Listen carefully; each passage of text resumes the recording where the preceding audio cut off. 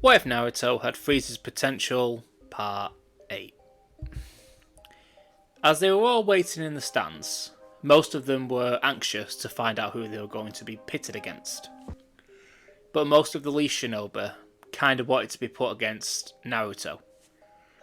Even though they knew they would probably lose, all of them wanted to test their strength and how far they have come. As, like I've said previously, they see him as the ultimate obstacle. Some of the fights will go the exact same as in canon, so I'll just quickly go over them. Well, not really go over them, but yeah. But some will be a bit different. First it was Sakura versus Ino. In this timeline, Ino wasn't too happy with this matchup, as she knows how strong Naruto is, and that Sakura has been training quite a lot with him, making her a lot stronger than she was in canon. They both make their way down the stairs, getting to the middle of the fighting stage, staring each other down. Sakura was extremely confident in her abilities, while Ino was sure that she was going to lose. But she wasn't just going to give up before the fight even started. The proctor explains the rules. One of them has to be unable to continue in order to win. He tells them both to start, and Ino runs towards Sakura, showing her lack of finesse and her aggressive side. But Sakura stayed perfectly still and perfectly calm, while the blonde was right in her face, ready to deliver a punch straight to Sakura's face. But as quickly as it started, it was over. When Sakura grabbed Ino's arm, flipped her over, and slammed her into the ground with enough force to knock her out in one blow.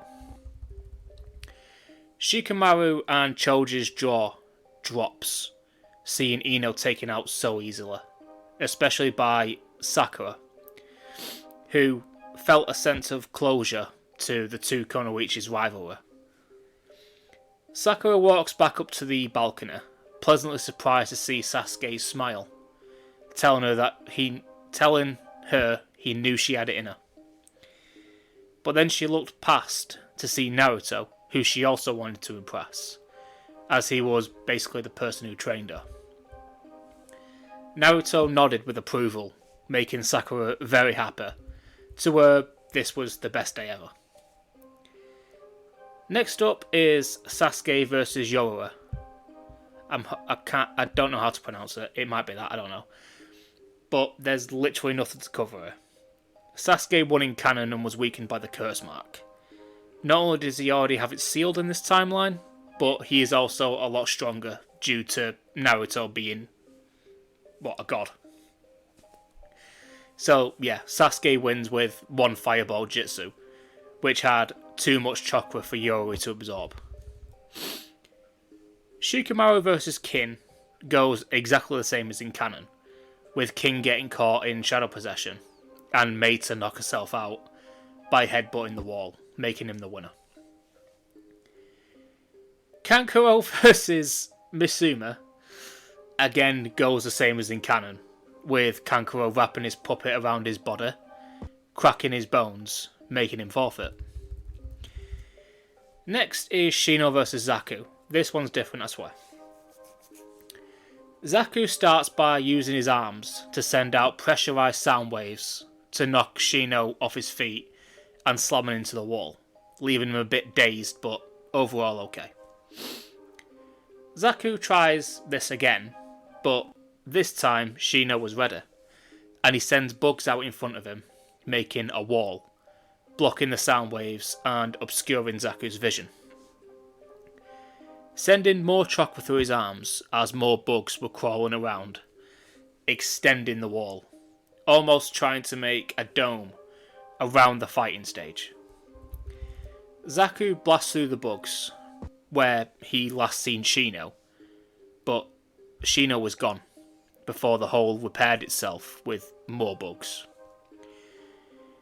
Blasting holes randomly, knowing that Shino was there somewhere, Zaku was getting angry, and he didn't realise that his chakra was slowly decreasing, and him using more chakra in his blows wasn't helping. After a few minutes, Shino made a hole in the bugs, walking through it calmly and slowly straight towards Zaku. Zaku laughed, calling Shino a cocky bastard, and raised his hands again to blast Shino into next week. But he couldn't. He didn't have really any chakra left. Zaku started panicking, thinking that his jutsu wasn't working. Why isn't it working? Why doesn't he have enough chakra? But while frantically thinking this, a single bug walks out of the pipe on his right arm and flies back towards Shino, re-entering its home. Shino then explains that this bug has a massive appetite, and even with eating most of your chakra, he's still hungry. This single sentence made people's skin crawl, but some of the Konoha shinobi are all used to the way he is, more specifically the ones that have trained with Naruto and along Shino. Shino then, to end the fight, covers his hand in bugs and knocks the weakened Zaku out with one punch. It seems to be a theme this at the moment, one punch. Naruto and Kiba then make their way to the fighting stage, ready for their bout. They were both very friendly with each other, and even though Kiba has seen Naruto's power close up and could smell the air of danger around him, he told Naruto not to hold anything back, with Naruto laughing, saying that, "Kiba, you stole my line." The proctor tells him to start, and Kiba immediately gives Akamaru a food pill, turning his fur red, then transforming into Kiba, launching a kind of pincer attack against Naruto, with Naruto easily dodging, but impressed that Akamaru could transform, as he hadn't seen that before. Kiba smiles, seeing the look of surprise on Naruto's face, speeding up his attacks and trying to slash at Naruto, while shouting for him to stop dodging and fight back. Naruto starts getting pumped up, seeing that this fight may be more exciting than he thought, and starts fighting back, taking them both on fairly easily, while still holding back to gauge Kiba's progress. But Kiba notices this, knowing that Naruto is a lot stronger, and gets angry, shouting at Naruto to stop holding back, giving off kind of Gohan vs Goku vibes. Akamaru then jumps on Kiba's back, transforming into the two-headed wolf, shocking nearly everyone who was watching, as they didn't know Kiba was able to do that. Naruto's eyes glow, seeing that Kiba is actually very gifted when he pushes himself, and decides to let the attack hit him to feel the power behind it. Kiba then smashes into Naruto with fang over fang, sending him into the wall, making a Naruto-shaped dent in it. Naruto pulls himself out and looks happy with Kiba's demonstration, but knowing that move was his ace in the hole, so to speak, Naruto jumps up and grabs the two-headed wolf by its tail and spins at an insane speed while pummeling him into the ground, copying the primary lotus that he had seen Lee do while he was training with Guy. When the dust settles, Kiba and Akamaru have reverted back to their original states on the floor, beaten but still conscious. The proctor asks Kiba if he can continue, but Kiba just laughs, saying, "I'm knackered. Not a chance." Some of the ninjas start laughing, hearing this, and all of them were thinking they'd probably be the same. Naruto gets named the winner, and walks over to Kiba, helping him up, and taking a minute to play. Dosu and Choji goes the same as in canon, with Dosu winning. I mean, Ino, Shikamaru and Choji didn't train with Naruto, and the others, so their strength and abilities are going to be the same, aren't they? Tenten vs Tamara begins with Tenten summoning her weapons and sending them towards Tamari, who only just opened her fan to knock them all away. She was slightly shaken at the speed in which Tenten attacked, but that wasn't the end of it, as Tenten was going for a second barrage, then a third, all ending the same way, with Tamari knocking them out of the air. Tenten gets annoyed and reveals a technique she has been working on for a while with some coaching from Neji and Hinata on chakra control. She uses her chakra to connect a thread to all of her weapons, but she doesn't attach them to her fingers like a puppet. She attaches the threads to the katana that she now carries on her back. She runs towards Tamari, unsheathing her blade, which raises all of the weapons at once, all aimed towards Tamari and moving along with the blade, which, as you can probably tell, did scare Tamari and shocked everyone at the genius of this move. Tenten rushes towards Tamari, slicing with her sword, while Tamari was desperately trying to dodge and open her fan to stop the barrage of weapons flying towards her, with each swing getting faster and faster. Thankfully, she did manage to swing her fan, blasting Tenten away into the wall, knocking her out.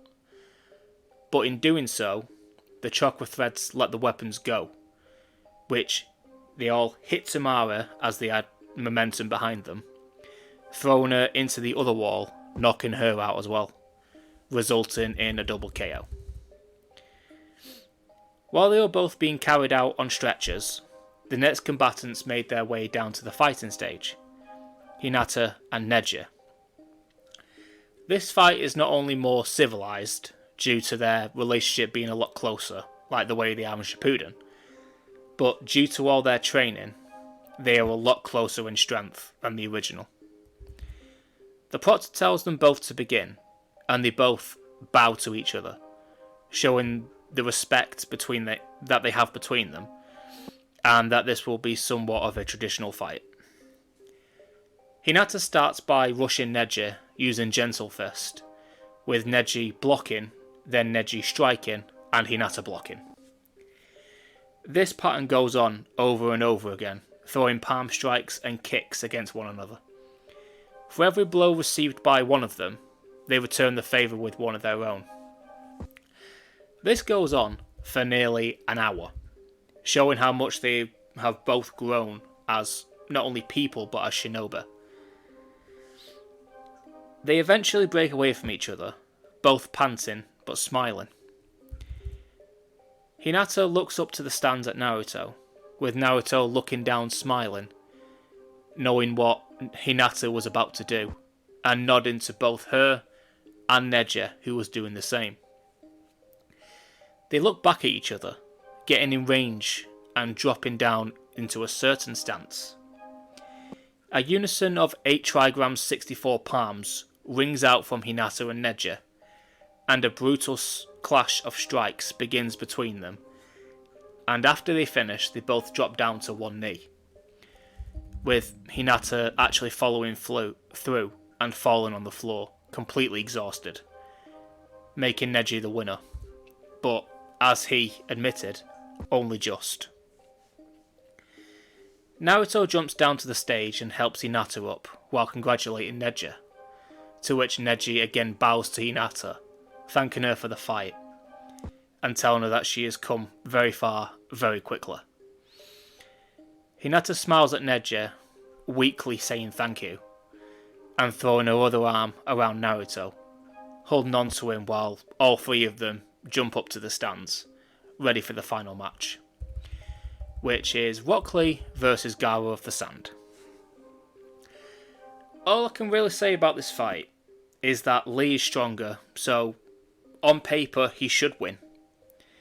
But due to Gaara seeing the strength of the Leaf Village in general, he knows that he can't be as laid back as he was in canon, when he only started trying when Lee actually managed to hit him. So, as Gaara is being cautious and slightly bloodlusted, from seeing all the fights so far and not really seeing any blood. All he wanted is people to die, because he's a weirdo. He's on the offensive from the very beginning, basically just speeding up the same fight we see in canon.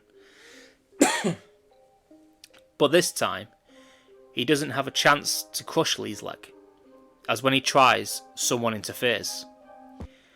An explosion of chakra appears between the sand and Lee, and when it dissipates, Neji is stood there looking insanely pissed off at Gaara.